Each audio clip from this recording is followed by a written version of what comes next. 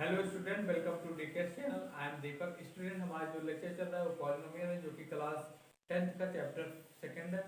Student, इस lecture में हम कवर करेंगे relationship between zeros of polynomial and coefficient of polynomial. यहाँ पर देखेंगे कि जीरोज ऑफ पॉलिनोमियल और कोएफिशिएंट ऑफ पॉलिनोमियल के बीच में क्या रिलेशनशिप है और उस पर बेस एग्जाम्पल को हम सॉल्व करेंगे। स्टूडेंट, स्टार्ट करते हैं। Relationship between zeros and coefficient of polynomial. relationship between zeros and coefficient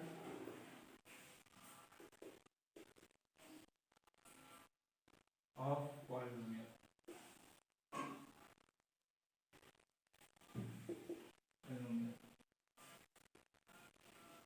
student, relationship देखने से पहले हम एक बार ये रिकॉल कर लेते हैं कि जीरोज ऑफ पॉलिनोमियल क्या होता है, कोएफिशिएंट ऑफ पॉलिनोमियल क्या होता है।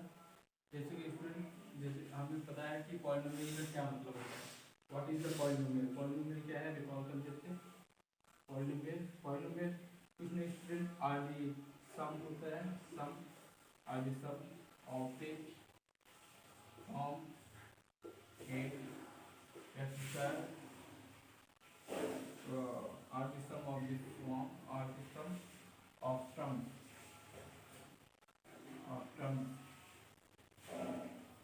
of terms of the form a x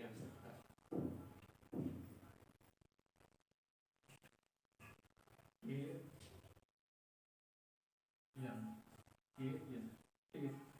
तो ये पॉलिनोमियल क्या होता है, आर दी सम होते हैं, जो टर्म्स के जो अलग जो टर्म्स होते हैं उनके सम होते हैं of the form a s n का। मतलब ये जो के एस एन है, यहाँ पर आपका एन पॉजिटिव नेचुरल नंबर्स है, ठीक है, ये सब ठीक है। और के आपका कोई भी नंबर हो सकता है। इनका जो टर्म्स हमारा बनेगा वो हमारा पॉलिनोमियल होगा। एग्जाम्पल के तौर पर ये है कि अगर मान लीजिए या इसकी वैल्यू क्या लेते हैं, के की वैल्यू 1 लेते हैं, ठीक है, क्योंकि कोई भी नंबर ले सकते हैं, इसका वैल्यू 1 लेते हैं और एक्स तो रहेगा ही, और एक्स एन की वैल्यू हम कुछ भी ले लेते हैं, 1 ले लेते हैं, ठीक है, तो ये एक्स बनेगा। अगर के की वैल्यू 2 लेते हैं और एक्स की वैल्यू 2 लेते हैं तो ये 2x स्क्वायर होगा, ठीक। ये जो टर्म्स है, दो टर्म्स आए, इनका जो एडअप होगा, जो सम अप होगा 2x स्क्वायर प्लस x होगा। तो ये सब जो पॉलिनोमियल, ये सब पॉलिनोमियल होगा जिसे डिनोट px से किया जाता है। पिछले लेक्चर में इस सबको देखा है, ठीक है।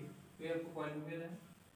और जीरोज ऑफ पॉलिनोमियल क्या होते हैं, जैसे देखिए zeros of polynomial, zeros of polynomial polynomial को px से डिनोट किया जाता है, तो हम पॉलिनोमियल px से लिख सकते हैं। तो जैसे px आपका दिया हुआ है, क्या कोई एक इक्वेशन दी हुई है +1 करके कोई इक्वेशन दिया है, तो जीरोज ऑफ पॉलिनोमियल क्या होता था कि आपको एक कंडीशन दिया रहता था कि px आपको एक इक्वेशन दे, पॉलिनोमियल दिया हुआ है और आपको इसका एट x इक्वल टू 1 पर आपको इसकी वैल्यू निकालनी है, ठीक है, एट टू 1 पे इसकी वैल्यू निकालनी है। जैसे कि यहाँ पर अगर हम रखेंगे, ठीक है, यहाँ अगर हम इसको करते हैं 1 इधर है, इधर वहाँ हो जाएगा, ठीक है, -3 और ये -3, ठीक है। अगर ये -3 कर दे रहे हैं, ठीक है, और पूछे आपसे एट एक्स इक्वल टू 1 पर इसकी वैल्यू निकालना है, तो आप क्या करेंगे, पी एक्स के यहाँ पर आप 1 रखेंगे और यहाँ पर 1 स्क्वायर हो जाएगा, इधर 2 1 हो जाएगा, इधर 3 हो जाएगा, और यहाँ हम देख सकते हैं यहाँ 3 × 3 = 0 आ गया।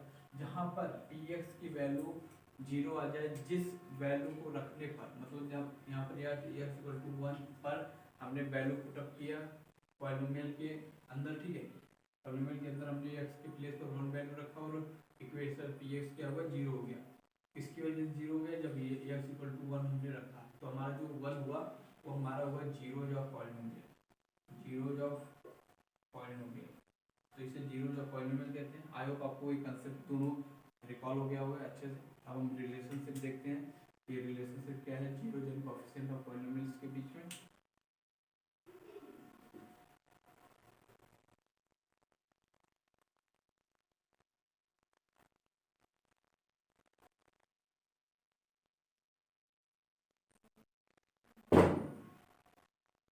जैसे रिलेशनशिप, तो एग्जाम्पल के तौर पे हम एक पॉलिनोमियल लेते हैं, ठीक है, लेट अ पॉलिनोमियल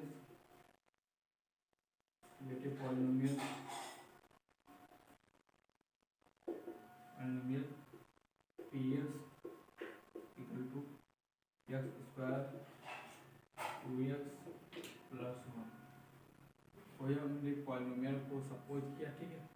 अब हमें पता है कि पहले में कंडीशन दिया रहता था कि एट आपको, जैसे कि हमने पिछले क्वेश्चन में किया कि आपको एक पॉलिनोमियल दिया है, ठीक है, कोई पॉलिनोमियल में दिया हुआ था 2x प्लस 3 और आपसे दिया था x इक्वल टू 1 पर इसकी वैल्यू निकालो, ठीक है। अब यहाँ पर आपको इक्वेशन दिया है, पॉलिनोमियल दिया है, लेकिन आपको पता नहीं है कि इसका जीरोस क्या है, ठीक है। तो इसका एक सिंपल सा तरीका है इसको जीरो निकालने का, ठीक है। अगर आपसे पूछा जाए रिलेटेड पॉलिनोमियल दिया हुआ है और आपको वैल्यू रिलेशनशिप फाइंड आउट करने के लिए जीरो या कोएफिशिएंट ऑफ पॉलिनोमियल होना चाहिए जरूरी है। तो जैसे कि आपको पॉलिनोमियल दिया गया है, ठीक है, तो आपको जीरो या पॉलिनोमियल निकालने का सिंपल सा तरीका क्या है कि आप इसको ना स्प्लिट करो by the method of splitting middle term, method of splitting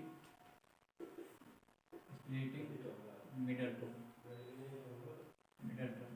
तो स्प्लिट करना है, कैसे करेंगे कि जैसे हमने यहाँ देखिए इसको स्प्लिट कैसे करना है, जैसे 1 into 1 हमने पिछले लेक्चर में पढ़ा है, ठीक है, 1 मतलब पिछले प्रीवियस क्लास में हमने इसको देखा है, ठीक है। 1 into 1 और 1 plus 1 क्या हुआ, हमने इसको क्या कर दिया, स्प्लिट कर दिया। 2x था, इसको हमने स्प्लिट कर दिया 1 plus 1 में, और ये x हुआ और ये प्लस 1 हो गया, ठीक है। यहाँ पर आप देखिए एक्स स्क्वायर प्लस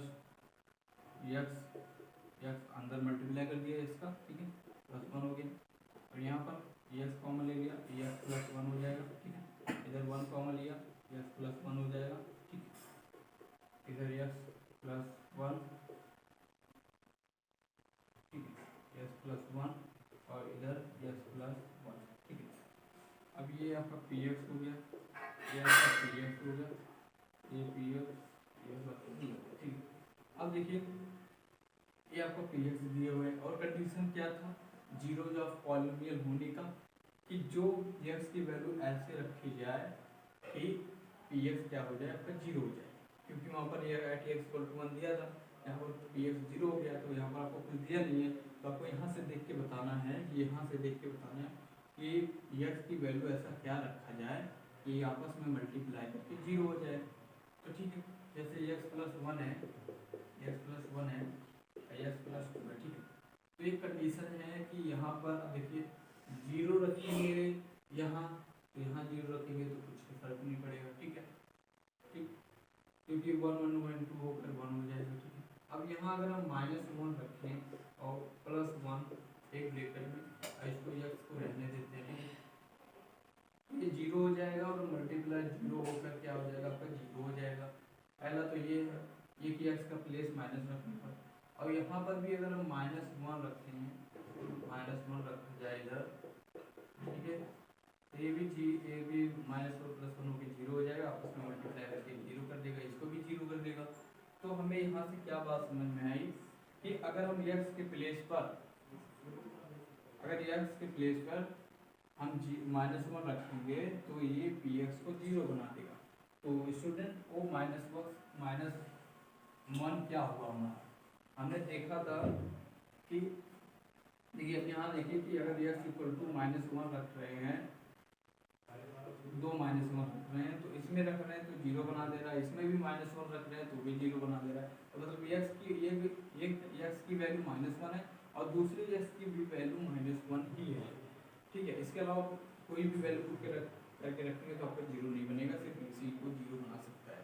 तो हमने क्या देखा कि जब ऐसा कोई कंडीशन आए जिस पी एक्स में एक्स की वैल्यू रखने पर, कुछ भी वैल्यू रखने पर अगर वो जीरो बन रहा है तो वो वैल्यू क्या होगा, जीरो या पॉलिनोमियल होगा। तो यहाँ पर देखिए एक्स इक्वल टू -1 और -1 रखने पर इस इक्वेशन को क्या किया, जीरो बना दिया। तो ये हमारा क्या हुआ, जीरो या पॉलिनोमियल हुआ, जीरो या पॉलिनोमियल हुआ, ठीक है, जीरो या पॉलिनोमियल हुआ, ठीक। ये तो हमें पता है जीरो या पॉलिनोमियल क्या होता है। अब हमें क्या करना है, रिलेशनशिप फाइंड आउट करना है जीरोज और कोएफिशिएंट ऑफ पॉलिनोमियल के बीच में। पहले आप ये देख लेते हैं कोएफिशिएंट होता क्या है स्टूडेंट। जैसे कि आपने इक्वेशन दिया हुआ है, ठीक है, x square plus 2x plus 1, ये जो इक्वेशन दिया है, तो स्टूडेंट ये है क्या, पावर 2 है, तो पावर 2 है तो क्वाड्रेटिक पॉलिनोमियल हुआ। क्वाड्रेटिक पॉलिनोमियल का जनरल फॉर्म क्या होता है, ये x square b x plus c होता है, हमें पता है, ठीक है, ये होता है। तो स्टूडेंट जरा आप देख के बताइए इसमें कोएफिशिएंट क्या होगा, कोएफिशिएंट किसे कहेंगे, इसे कहेंगे, इसे कहेंगे, ठीक है, और ये कांस्टेंट टर्म है, तो ये कोएफिशिएंट है, ये कोएफिशिएंट है। कोएफिशिएंट किसका है, कोएफिशिएंट ऑफ एक्स स्क्वायर का कोएफिशिएंट ये है, कोएफिशिएंट ऑफ एक्स का कोएफिशिएंट ये है, और ये क्या है हमारा, ये है, और ये क्या है हमारा बी है, और ये क्या है हमारा कांस्टेंट सी टर्म है, ठीक है। अब यहाँ से आपको बात ये समझ में आई कि कोएफिशिएंट क्या है, पॉलिनोमियल का कोएफिशिएंट क्या है। तो पॉलिनोमियल का कोएफिशिएंट ये जो एक्स के पास है, जो कांस्टेंट एक्स के पास है, वो कोएफिशिएंट हुआ एक्स स्क्वायर का, जो एक्स के पास है, एक्स के पास है, वो कोएफिशिएंट हुआ एक्स का, ठीक है। और ये हमारा कांस्टेंट टर्म होता है जो कि सी होता है, और बी होता है, ये होता है, ये कोएफिशिएंट होता है। तो हमें ये बात समझ में आ गई कि जीरो जो पॉलिनोमियल कोएफिशिएंट पॉलिनोमियल क्या होता है। जैसे कि अब यहाँ पर हम देखें, जो ये x की वैल्यू आई है 2 आई है, ठीक है। यहाँ मैं आपको कुछ बताता हूँ, ठीक है, जैसे कि ये पर देख लेते हैं, ठीक है। जैसे कि अब x की वैल्यू क्या आई है, x = -1 आया है, ठीक है।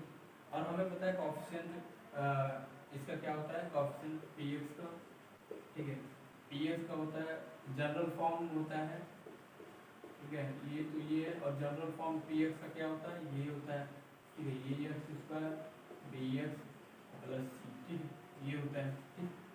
अब हमें इन दोनों के बीच का रिलेशन फाइंड आउट करना है, कैसे अभी हम बता रहे हैं, ठीक है। जैसे कि ये हुआ, तो अब यहाँ पर है कि पहले आप हम रिलेशन फाइंड आउट करते हैं इसके बीच में, जैसे कि सम ऑफ जीरोज। पहले हम ये जो हमारा जीरोज आया है, जीरो जो पॉलिनोमियल आया है, इसको हम पहले इसको सम अप करते हैं, फिर इसको प्रोडक्ट करते हैं और देखते हैं सम अप किसके इक्वल आ रहा है पॉलिनोमियल में, इसमें क्योंकि इसी का तो हमने पॉलिनोमियल निकाला है, इसी का हमने जीरो निकाला है। देखा है, देखते हैं कि सम करने पर, जीरोज का सम करने पर इसमें किसके इक्वल आता है और प्रोडक्ट करने पर किसके इक्वल आता है। तो सम ऑफ जीरोज, तो सम ऑफ जीरोज करने पर -1 ये है, जीरोज है, जीरो जो पॉलिनोमियल है, तो इसका सम करने पर सम किए, इसका ऐड किए, तो आया हमारा क्या, -2। अब -2 इसमें कैसे लाया जा सकता है, तो ये ऐसे लाया जा सकता है, ठीक है। तो इसमें कैसे -2 लाया जा सकता है, ठीक है। इसमें आपको करना होगा कोएफिशिएंट, अगर हम जैसे कि ये -2 आ रहा है तो मतलब ये तो होगा ही, ठीक है। तो यहाँ पर हम माइनस कर रहे हैं, ठीक है, 2 कर दे रहे हैं, ठीक है, coefficient of x and in coefficient of x² 1 हुआ।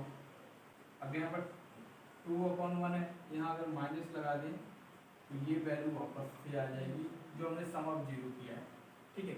ये जनरली है कि जहाँ पर देखिए आप कोई भी पॉलिनोमियल लेकर देखिए और उसका स्प्लिटिंग मेथड से उसको सॉल्व करिए और उसका जीरो का पॉलिनोमियल निकालिए और फिर उसको सम ऑफ जीरो करिए, उन दोनों जो पॉलिनोमियल का जो जीरो जाए उसको ऐड करिए और फिर इसके साथ चेक करिए किसका कोएफिशिएंट ऑफ, यहाँ लिख दे रहे हैं minus coefficient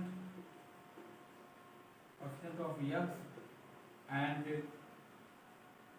coefficient of x²,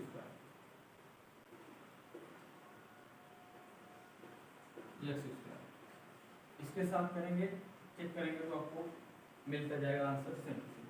तो पहला रिलेशनशिप क्या आएगा, ऐसे आप चेक कर सकते हैं। पहला रिलेशन अगर ये इसके इक्वल आ रहा है तो मतलब जो हमें जीरो दिया गया है ये इसके इक्वल होगा, ठीक है, ये तो पहला है, ठीक। अब हम प्रोडक्ट ऑफ जीरो देख लेते हैं, product of zero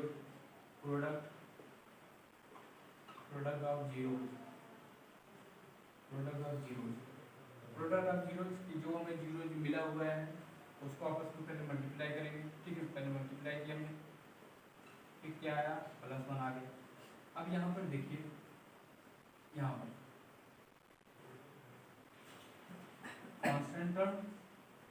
constant term और कोएफिशिएंट ऑफ एक्स स्क्वायर, ठीक है। अब यहाँ पर आप देखिए जीरो यहाँ क्या आएगा, यहाँ इसको तो हम ले नहीं सकते, यहाँ इसको लेंगे क्योंकि सिंपल सा है, तो 1/1 लेंगे या 1/1 लेंगे, तो ठीक है ये आ जाएगा बहुत, ठीक है। तो यहाँ पर देखिए constant term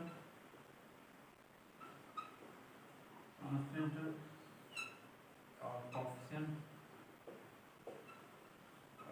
of x square, coefficient of x square, तो दोनों का वैल्यू 1/1 आ रहा है। यहाँ से देखिए कांस्टेंट टर्म क्या है 1 है और कोएफिशिएंट ऑफ एक्स स्क्वायर क्या है 1 है, 1/x² क्या है सेम वैल्यू आ गई, तो प्रोडक्ट ऑफ जीरोस करने पे आ रहा है, वही कोएफिशिएंट कांस्टेंट टर्म और कोएफिशिएंट टर्म को डिवाइड करने पर भी वही टर्म आया है 1/1। तो हम ये कह सकते हैं, या फिर ये एग्जांपल लेकर और देख लेते हैं कि क्या है। जैसे यहाँ एक एग्जांपल और ले लेते हैं। अभी हमें पता चल गया कि सम ऑफ जीरो करने पर और इक्वल टू किसके करने पर कांस्टेंट ऑफ एक्स या कोएफिशिएंट ऑफ एक्स स्क्वायर करने पर ये आ जाएगा इक्वल में, और प्रोडक्ट ऑफ जीरो करने पर इक्वल किसके आएगा constant term upon coefficient of x square. तो जैसे कि अभी आपको लगता होगा मतलब ये पॉलिनोमियल पे ऐसा आ रहा है इक्वल, क्या बाई चांस मतलब हो सकता है ऐसे ही, या क्या दूसरे मतलब एक और सारे पॉलिनोमियल जितना पॉलिनोमियल लेंगे सब पे आएगा ऐसा। एग्जांपल के तौर पे हम आपको दिखा दे रहे हैं, ठीक है। जैसे कि एक्स स्क्वायर प्लस 2x और नहीं यहाँ प्लस 4x और प्लस 3, ये है पॉलिनोमियल। यहाँ पर हम इसको स्प्लिटिंग मेथड से इसको टेक आउट करेंगे, ठीक। यहाँ ले लेंगे 3x, मिडिल टर्म को स्प्लिट कर दिया हमने, और यहाँ पर 3 प्लस हुआ और यहाँ प्लस 3। कैसे ये हमें कैसे मिला, पहले आपको मत करिए, पहले इसको क्या करिए, इससे कोएफिशिएंट से मल्टीप्लाई करिए, 3 × 1 आया, ये आया। अब इसको ऐसे करिए कि मिडिल टर्म के इक्वल आ जाए, तो 3 - 1 करने पर तो नहीं आएगा, 2 आ जाएगा, 3 + 1 करने पर आ जाएगा, और प्लस माइनस का ध्यान यहाँ से हमें देना है। अगर यहाँ प्लस है तो मतलब प्लस ही होगा, जो आपस में मल्टीप्लाई हो रहा है इन दोनों के मल्टीप्लाई हो रहा है वो प्लस होगा, यहाँ माइनस करके ही आएगा, ठीक है। ये आपको ध्यान देना है, हमने प्लस किया तो ये आ गया, ठीक है। और यहाँ पर एक्स स्क्वायर हो जाएगा और प्लस 3x हो जाएगा, प्लस x और प्लस 3, तो यहाँ से x कॉमन लेंगे तो x + 3 हो जाएगा, और यहाँ से 1 कॉमन लेंगे तो x + 3 आ जाएगा, ठीक है। और यहाँ पर x + 1 हो जाएगा और यहाँ x + 3 आ जाएगा, ठीक है। तो ये आपका पॉलिनोमियल आ गया, ठीक है। x + 3 आ गया। जब हमें जीरो का पॉलिनोमियल फाइंड आउट करना है तो कैसे करेंगे, हमें चेक करना है कि ऐसी x की कोई ऐसी क्या वैल्यू रखी जाए कि ये माइनस जीरो हो जाए पॉलिनोमियल। तो पहले x की वैल्यू अगर 1 है तो -1 रखेंगे तब ये जीरो कर देगा, और दूसरा x की वैल्यू -3 रखेंगे तब ये जीरो कर देगा। तो x की वैल्यू क्या आई -1 और -3, और हमने देखा है यहाँ पर कि सम ऑफ जीरोस करने पर जो वैल्यू आ रही है वही माइनस कोएफिशिएंट ऑफ x को डिवाइड करने पर कोएफिशिएंट ऑफ x स्क्वायर करने से भी वही आ रही है। तो यहाँ पर हम देख लेते हैं, इधर देख लेते हैं, ठीक है। सम ऑफ जीरो करेंगे, इन दोनों को ऐड करेंगे तो 1 + -3 क्या आया, -1 -3 और -4 आया, ठीक, -4 आया। तो अब देखिए यहाँ पर कोएफिशिएंट माइनस करना है कोएफिशिएंट ऑफ x और कोएफिशिएंट ऑफ x स्क्वायर का, कोएफिशिएंट ऑफ x यहाँ देखिए माइनस करना है कोएफिशिएंट ऑफ x, माइनस ये कोएफिशिएंट ऑफ x का क्या है 4 है, ठीक, और कोएफिशिएंट ऑफ x स्क्वायर क्या है 1 है, ठीक। ये आ गया -4, देखिए इक्वल आ रहा है, ठीक। अब हम प्रोडक्ट कर लेते हैं, प्रोडक्ट करके देख लेते हैं कैसे भी आ रहा है। तो यहाँ पर प्रोडक्ट क्या है, इन दोनों का प्रोडक्ट करने पर जीरोस का प्रोडक्ट करने पर आपको क्या आएगा 3 आ जाएगा, ठीक। अब ये प्रोडक्ट ऑफ जीरोस किसके इक्वल था, कांस्टेंट टर्म को equal to constant term upon coefficient of x square. तो इसमें कांस्टेंट टर्म क्या है 3 है, 3 है, और कोएफिशिएंट ऑफ x स्क्वायर का कोएफिशिएंट क्या है 1 है, ठीक। अब यहाँ देखिए 3 इधर भी आ रहा है उधर भी आ रहा है, -4 उधर भी आ रहा है उधर। तो ये बात हमें समझ में आएगी रिलेशनशिप बिटवीन क्या है कि अगर सम ऑफ जीरोज कर रहे हैं, जो हमें पॉलिनोमियल जीरो का पॉलिनोमियल मिला है उनका सम ऑफ कर रहे हैं, तो किसके इक्वल आ रहा है कांस्टेंट ऑफ x के कोएफिशिएंट ऑफ x के उसको मतलब minus of coefficient of x upon में coefficient of x square equal आ रहा है। अगर प्रोडक्ट ऑफ जीरो कर रहे हैं उसी का, तो तो किसके इक्वल आ रहा है, कांस्टेंट टर्म अपॉन में कोएफिशिएंट ऑफ एक्स स्क्वायर। तभी ये बात रिलेशनशिप समझ में आ गई कि अगर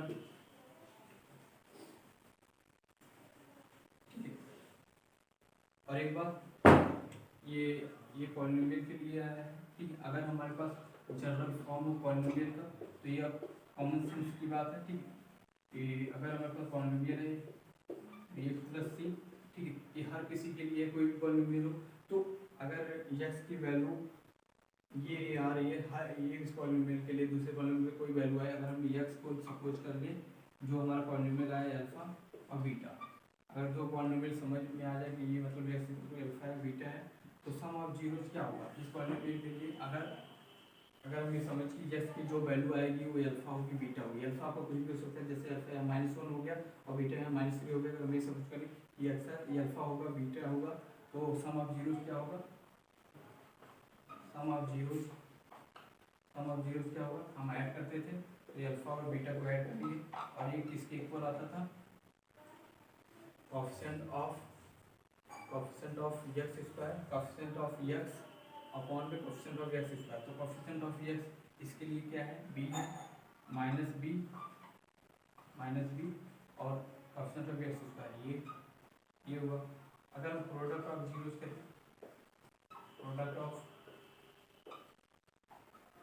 जीरोस करें तो ये अल्फा को प्रोडक्ट मल्टीप्लाई करेंगे बीटा से, तो किसके इक्वल होगा, कांस्टेंट टर्म जो सी है हमारा उसके इक्वल अपॉन में कोएफिशिएंट ऑफ एक्स स्क्वायर इसके इक्वल होगा, ठीक।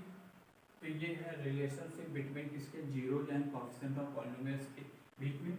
हमने देखा ये alpha plus beta equal to minus b upon a कैसे आया, इसका कंसेप्ट भी समझा कि क्या ये एक्चुअल में ऐसा हो रहा है, हमने चेक भी किया पॉलिनोमियल लेकर कि क्या ऐसे हो रहा है कि ये दोनों आपस में इक्वल हैं, हाँ इक्वल हैं।